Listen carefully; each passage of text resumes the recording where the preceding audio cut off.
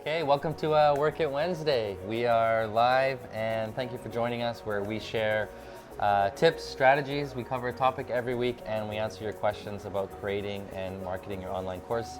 My name is Tyler. I'm the content manager at Thinkific and this I'm Tia. Been around a few times. I do product marketing here at Thinkific. We're so excited to have you. So if you do have any questions, we cover basically any topic you want. Feel free to drop your questions right in the comments. And not yet. No. What happened? No, we're still good. We're still good. We're live? Okay. Sometimes Okay, cool. we might fall on and off, but just stick with us. We'll always pick the feedback up if that happens. Thanks for bearing with us. This week we are covering Membership sites. We are going to talk about, we're going to compare whether you should do, a course where it's a one-time purchase versus a membership site where people are paying, every month a recurring fee to access your content. So we're going to spend a bit of time just comparing that, why you might do a membership site, what's involved, how it's a little bit different from doing a one-off course.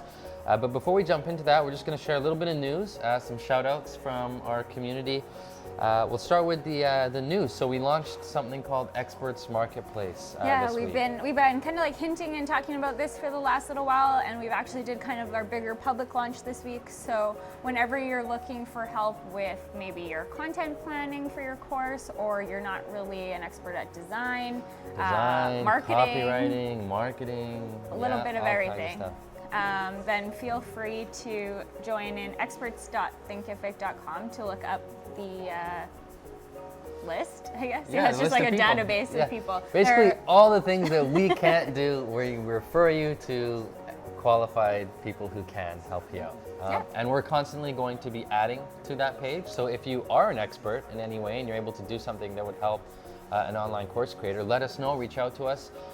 There is a form people can fill out or get in touch with us, and we would be happy to add you to the marketplace if you are indeed an expert.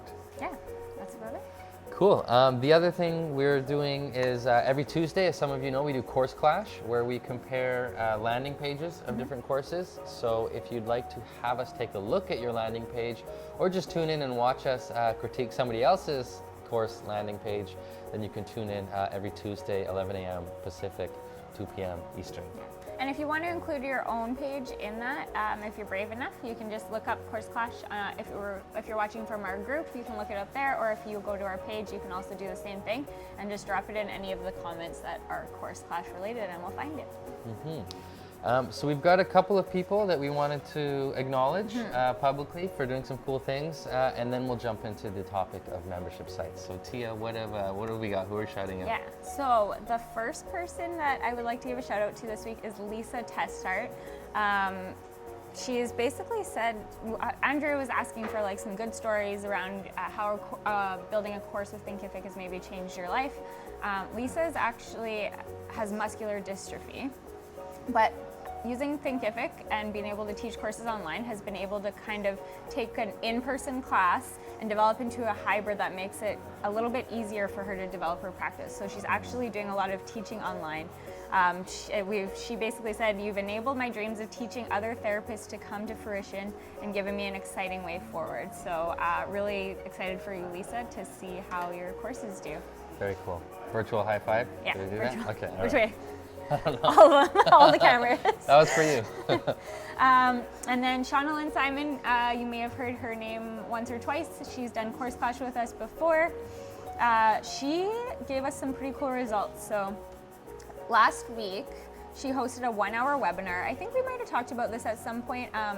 It was, last when we talked about reviews last, and we were like, what if you don't have any? How can you get some for your course? And we recommended hosting like a quick webinar first to kind of like build up your list and take some questions from your potential customers, I guess, and use them for your own site. So she hosted a 1-hour free webinar, and she has a pretty specific niche market. It's for home stagers. So she had 55 registrants and 35 attended live. Thank you so much again, Shauna Lynn, for sharing all these numbers, by the way. So she offered a few bonuses, and her results for that one webinar was over almost $1,200 in Thinkific sales just from a 1-hour webinar. She got 1 new coaching client. She got 2 new potential coaching clients. She got those 4 new testimonials like we talked about. And now she has a recording to use as an on-demand webinar, and that she's gonna actually sell that one for $30. So a little bit of ongoing revenue from that too. So if you have anything that you wanna share like that, tell us your stories. Join our group. It's called Thinkific Studio. If you're watching from the page, we'll drop a link in for that. But if you're already in the group, we would love to hear from you. Tell us what kind of cool stuff you're doing with Thinkific. Cool. Okay, so we're going to jump into membership sites. The reason that we decided to discuss this topic is because we usually get questions in the Facebook group like, can I use Thinkific to host my membership site? Should I create a membership site, or should I do kind of a one-off course? So we're just going to compare both options a little bit. I'll share some tips on what's involved if you choose to do a membership site, what's involved in terms of content, in terms of creating a community and support for your students, all those kinds of things, because it's a little bit of a different approach that you should take versus having that one-time purchase of a course. So really quick, we'll just start with what most online courses are like. So this is not a membership site, but we'll just compare it to that one-time purchase. So usually what happens with an online course is you have all the content in the course. It's a fixed amount of content. Could be 5 modules, 6 modules, whatever the case is. You might have created all that content before you launched. We've mentioned before that you don't actually need to have all your content done in order to launch your course, but there is a finite amount of content that is going to be in your course. And it's kind of like, you know, it's these types of courses work best when you're teaching something that's like A to Z, you know, from somebody can go through on their own time from start to finish. Here's how you do this, or here's how you get this result, and they can go through it on their own time, get the result, and they're done with your course. And so that's usually a one-time purchase. If it's a high price point like $500 or $1,000, you might offer a payment plan for over a few months, but that's not the same as a membership site where somebody's paying every single month for as long as they're in the course. So once somebody's paid for your course, they usually have lifetime access. Okay. In most cases. And could you set a limited amount of time if you did want? This isn't for membership sites, so for a regular course. Oh, great. Yeah, most people promise lifetime access. I guess you assume that, you know, you're maybe not 50 years from now, you're not going to take the course, but there's, unless you specifically say, you know, you're getting access to this course for 1 year, people, generally they're paying for it one time and they can access it, you know, however long into the future they can still log in and take the course. So those are just some of the characteristics of a typical online course.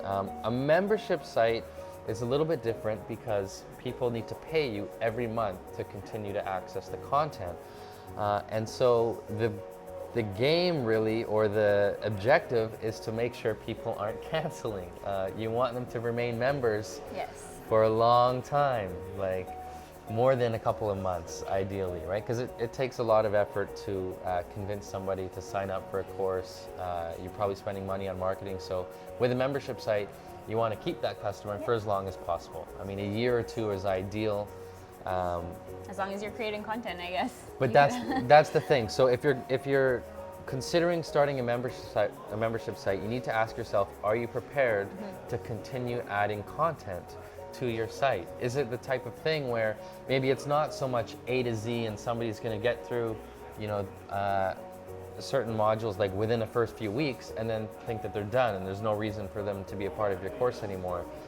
Is there a way that you can add value on an ongoing basis, on a monthly basis? So it's a little bit different. There's not a finite amount of content or a fixed amount of content. With a membership site, you really should be prepared to be creating more content on a regular basis, adding it to the course. And it doesn't necessarily have to be more lessons that you're adding every month. Like I've seen membership sites where they're doing interviews with experts. Oh, so just extra month. Like bonus content kind of. It's got to be something that you provide regularly.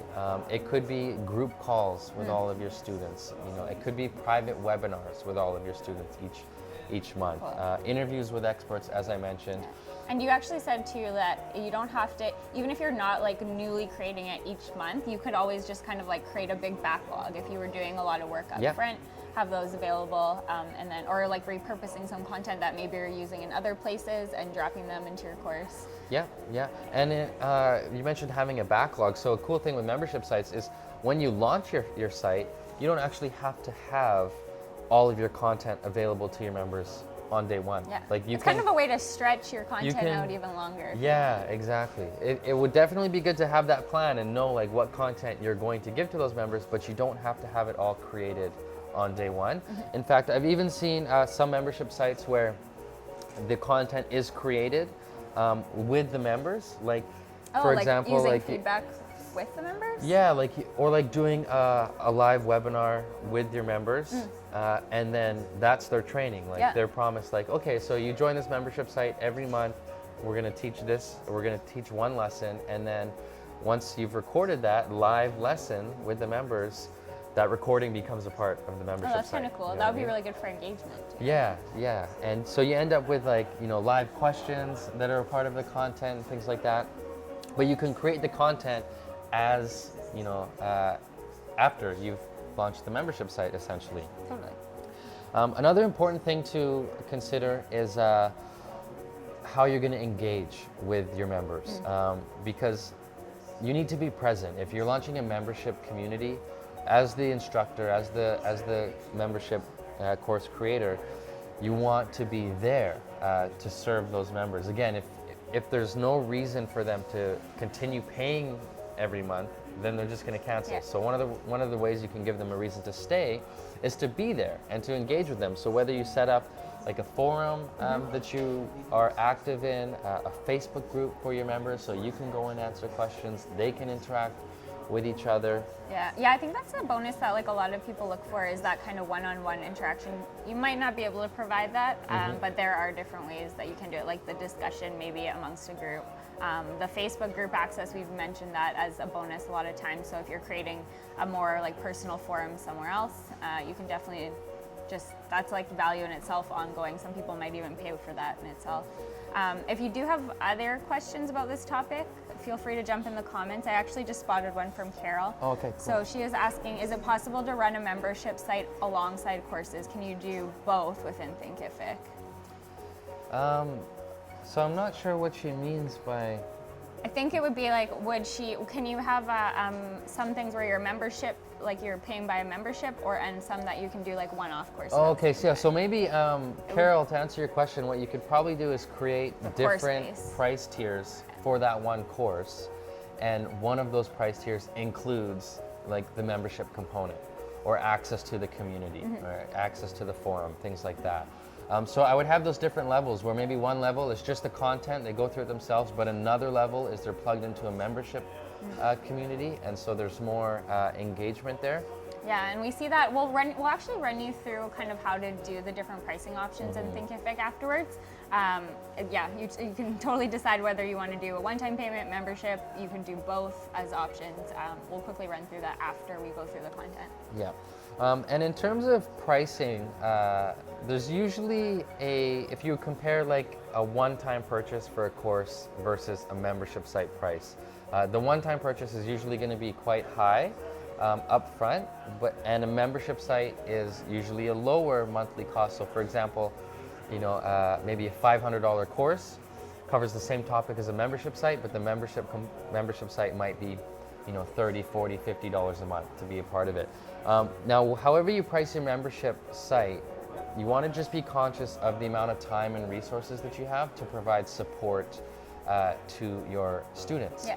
Because with a membership site, you're going to expect them to stick around for a long time, to be engaged for a long time. Again, because they're not just there for the content, they're there for the community, they're there for the access to you as the instructor. So that means you have to stick around for a while. So that means you have to stick around. They're not going to remain members if you're not there and the content stops being added there. So you want to just consider that into your pricing model.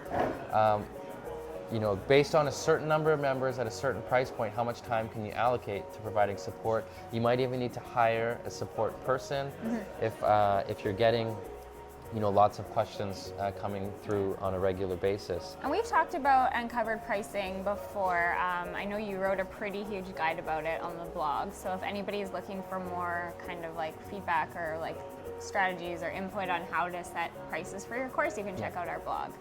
Yeah, and Sid's monitoring the comments, so he can link to the pricing article on Facebook there. The last thing I wanted to mention is just one of the biggest benefits of doing membership sites is the recurring revenue.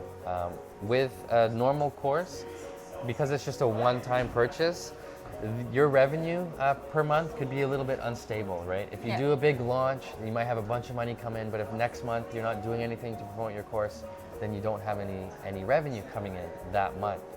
So with a membership site, you really want to be thinking long-term, like marathon. Every month, just try to get a few more customers, make sure you're there, make sure your cancellation rates are low, do what you can to retain those members, and every month you're going to see your recurring revenue increase. And it's really nice from a business standpoint when you've got like recurring revenue every month, because it makes it way easier to plan for like what you can do, because you have a pretty good idea of how much money's coming in next month, and the month after that, and the month after that. You can make like and you're not really predictions. having to worry about like a complete overhaul and like launching an entire huge course all the time to like get to that level, right? Because you always have that constant stream, you can just work on like little tweaks. Yeah. And you can still do like a big launch right out of the gate. Like you can do a big launch to try to get as many members from day one into your community as possible. But after that, you should really be focused on that long-term game plan of every month enrolling new members, and keeping retention as high as possible. So that's just a quick overview of the difference between a membership site and a one-time purchase for a course, how to approach it, and which one might work for you in your situation. Now Tia is going to show us actually how we can use Thinkific to run your membership site, and we'll also touch on the pricing and how you can set up trials and discounts and things like that to get people in the door to see if they like being a part of your membership site before paying full price every month. Totally. Okay, so I'm just pulling up my own little site here. So when I first started working here, I made a little course called How to Raise a Husky Like a Pro. So I like to use this one for some of my demos. If you're in your own dashboard, you're just going to pop into the something funny is going on in the back corner over there. Pick up your pricing page here. And so right now I have this course set to free. Like we said, you can always set multiple prices. So this first price that you're gonna pick will be kind of like your base model price. If you want to have that one-time payment like we talked about, go ahead, but we're talking about subscriptions right now. So that's actually gonna be called, in this case, a monthly payment. So let's say that we want people to pay, how much do we want people to pay per month? $10 per month.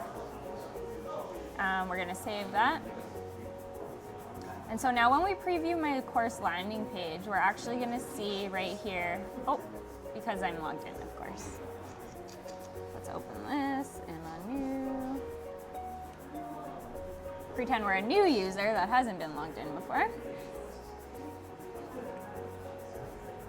And we're actually gonna see that you can subscribe for $10 a month. So we talk about like this as a membership site.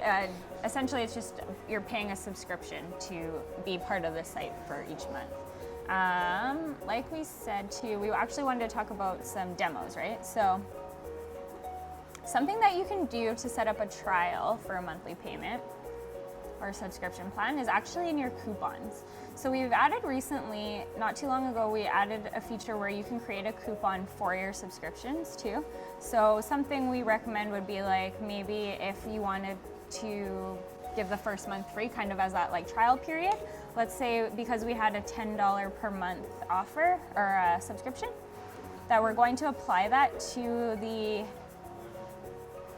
did I not save it? Yeah, you've got your Husky course there. Okay, so if you do have multiple prices for your site, you're actually going to see that below in the additional prices. So you can see that I had one for my other course, that's the monthly subscription. Because the one that we just set only has a monthly subscription, it's going to automatically be part of the original price. So we'll just put 1 month in here for now, just pretending that it's a free trial. So we're essentially giving them 100% off that first month payment. Name the code. You can actually set a quantity here, like always. So if you did only want to offer this to a certain amount of people, you could. Otherwise, you just leave it blank.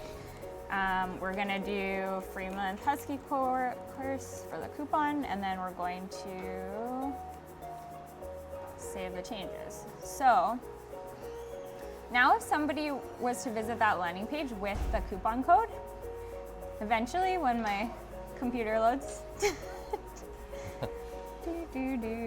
story of my life. Is it working?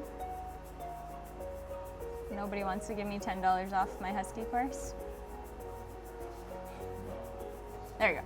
So we would actually take this coupon code, and if you wanted to offer this course with that coupon, like as a direct link in an email to people or however you're promoting So that way they don't actually have to enter in the coupon. Yeah, It just takes them exactly. straight. So there are two ways. You could either give out the coupon code manually and just say like enter this coupon code when you sign up. Yeah. Or if you set a direct link like this, you can actually use this one in emails or wherever you're promoting it, and anyone who lands on that will actually have the code automatically applied. So all I did there was add $coupon equals and then the name of the code after. So now when I hit subscribe, if I was a new person, you're gonna see here right underneath that it says buy for $10 off the first payment of $10. So that means that I'm not paying for that first month. So that's basically how you would set up your site. And then like Tyler said, you would go into the way that you offer your content would be, you could set that up as like a bundle maybe. So you had a few different courses in that bundle at first, and then you would add to that bundle as you go along, and that's kind of like how you continue adding content moving forward. Very cool. And it's kind of like signing up to the gym. That's how they get Yeah. you. Is you get your first month free, and then all of a sudden. And then you never go again, but you keep paying them But forever you keep and paying, ever. even if you don't. I'm pretty sure my husband has like a $280 bill racked up right now, and he only went in to sign up the first time. Really? So you want to be creating a little bit more value than that. I think it's a little bit easier to log into your computer than it is to like drag yourself out of bed in the morning and get your butt to the gym. Yeah. But of course, you want to give your students a reason to stay subscribed, because nobody likes to see their credit card every month. If they're being charged the same thing. Oh, I'm being charged by Netflix. I'm being charged by the gym. They start to ask, am I using these things? So the big lesson with membership sites is just always be adding value, whether it's even just a monthly interview with an expert that you add for your members. You're doing private webinars with them. You've got that community where they can chat with each other. There's got to be an incentive for them to stick around. That's what makes the whole model work. Yeah.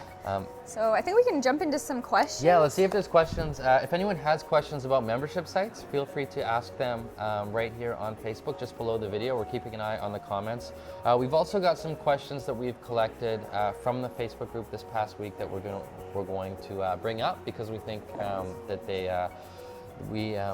that a lot of people probably have these concerns, so we might as well bring them up. Yeah, we often see questions repeated, maybe just in different ways, so Yeah. it's nice to go over them live here and be able to link back. So one that I thought actually went really well with our topic this week was from Nat Harward. So he actually had a couple of questions that he was dealing with.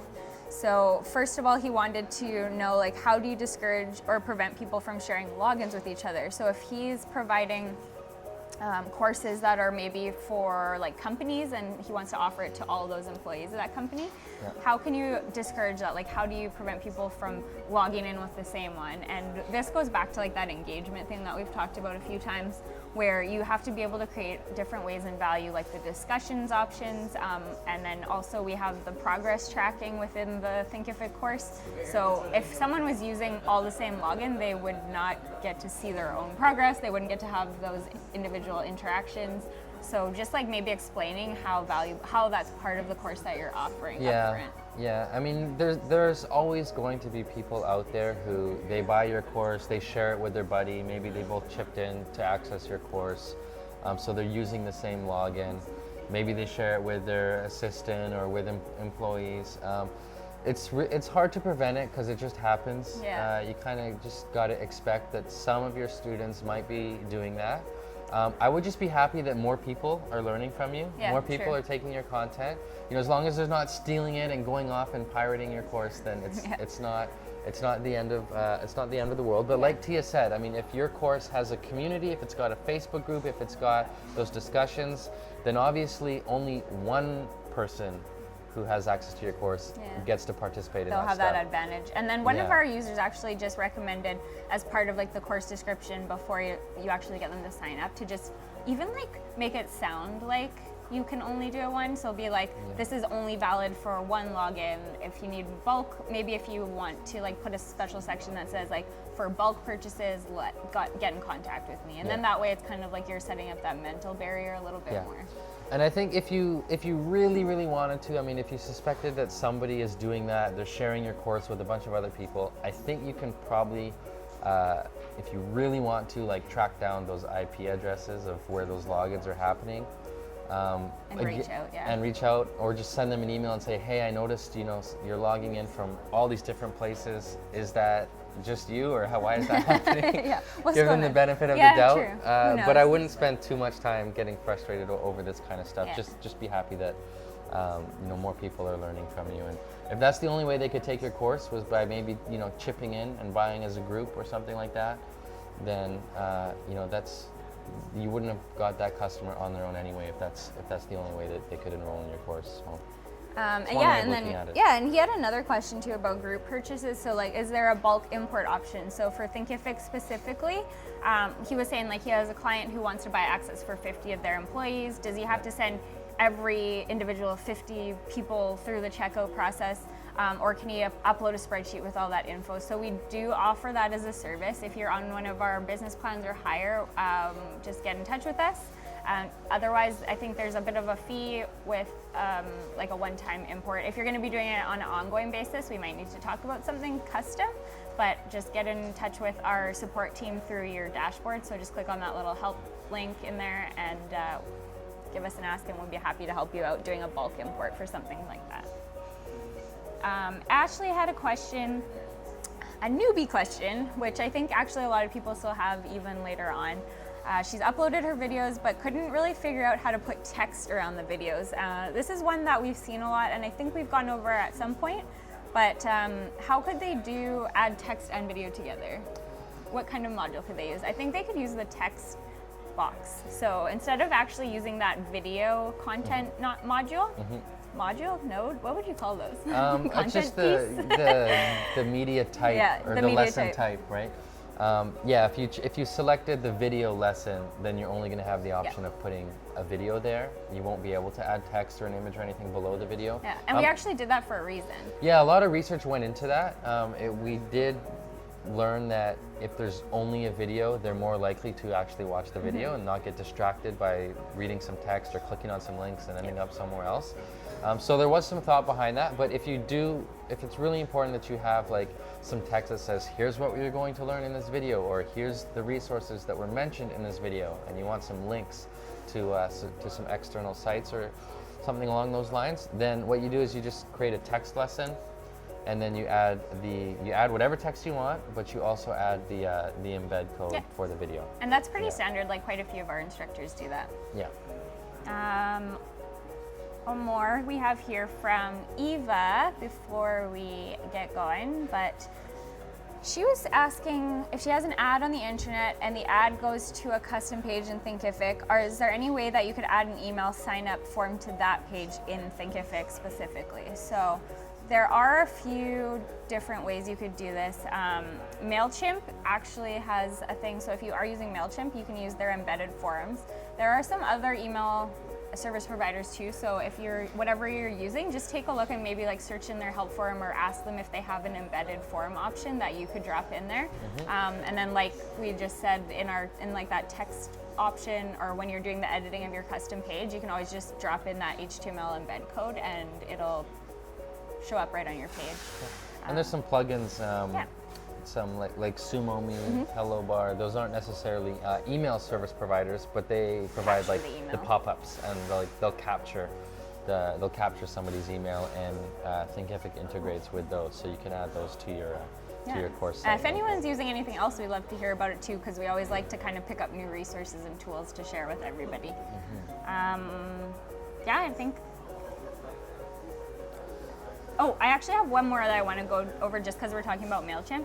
Simon had asked about if there's a way that you can, and I know a lot of people go over this, so if you're using MailChimp specifically, or like another one that only has one list, or you want multiple lists in MailChimp, but you're using Thinkific to capture them, how can you get those leads to actually go into specific lists per course in MailChimp? Because using the built-in integration we have, it's a little bit more basic currently, and I'll just put it into one list, but using something called Zapier that we actually talk about a lot, so it's ZZ.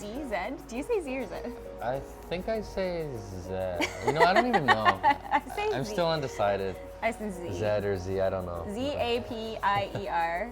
And this is another one, Zapier or Zapier, but it's Zapier. Okay, Zapier. You can actually connect and filter in per course which list you want it to go through, and we're actually working with our team to make that a little bit easier directly on the Thinkific end. So you are able to get them into specific lists. If you do need any more help with that, just get in touch with our support team. And we are fans of Convertkit as well, because if anyone's using Convertkit, then you can just you can tag. Awesome. You can tag people based on what course they're in. Every one of your email subscribers ends up on the same list, but you can tag every person on your list with different things. Like this person attended a webinar, this person took this course, this person's part of the membership site. You have that capability. So ConvertKit's pretty cool as well. Cool. Thank you so much for spending time with us today. I'm just going to double check one more time to make sure there's no more new questions. I think we're good right now. Yeah, and if anyone has ideas or you want us to cover certain topics, we do like to answer questions on these live calls, but we also try to spend a good, maybe 10-15 minutes covering a specific topic each week as well. So we talked about membership sites today, and we compared running a membership site versus just a one-off course. But if you have any ideas for topics that you'd like us to cover on Work It Wednesday, just let us know in the comments or in the Facebook group. Yeah, definitely join our Facebook group if you're watching from the page. So just look for Thinkific Studio and then send us a request. We'd love to see you in there. So thanks again for watching, and we will see you next week. Tuesdays we do Course Clash every Tuesday, 11 a.m. We compare landing pages for different courses, and next Wednesday will of course be Work It Wednesday again. Yeah. Bye. Forgot about it. Can't just wave. Bye.